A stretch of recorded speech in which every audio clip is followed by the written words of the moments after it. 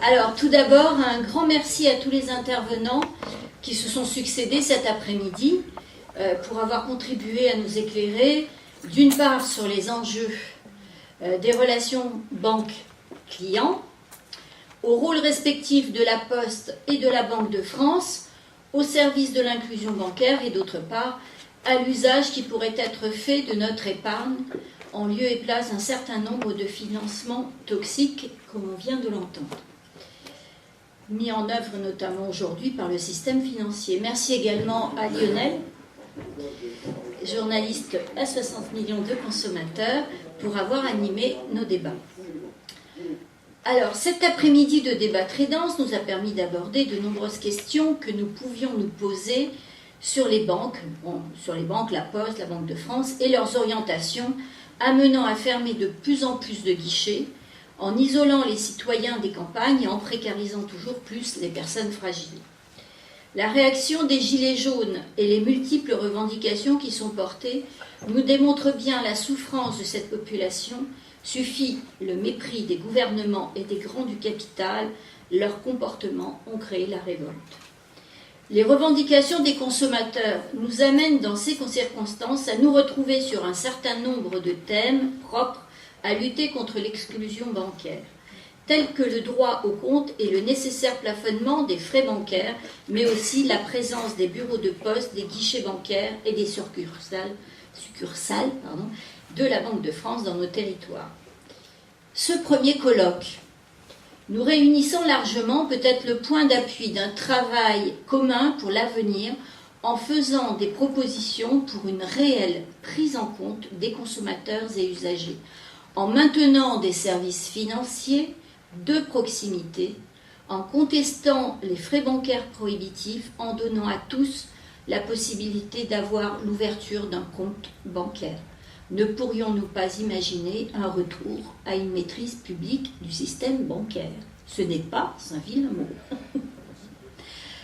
C'est avec des actions communes, usagers, consommateurs et salariés des banques, de la Banque postale et de la Banque de France, on aura parlé de vous, j'ai oublié personne, que nous pourrons ouvrir une brèche pour amener les banquiers à des négociations, ouvrant la voie à une meilleure prise en compte des attentes de nos concitoyens dans le respect des intérêts légitimes des salariés des différents établissements.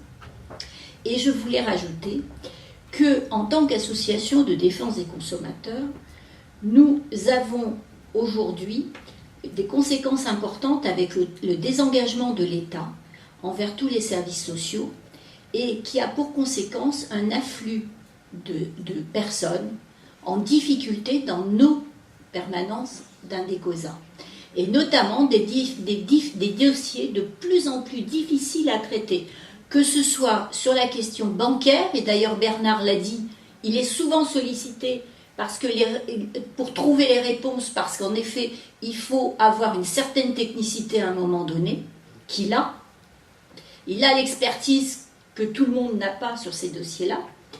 Et ensuite, on le voit dans les dossiers de surendettement.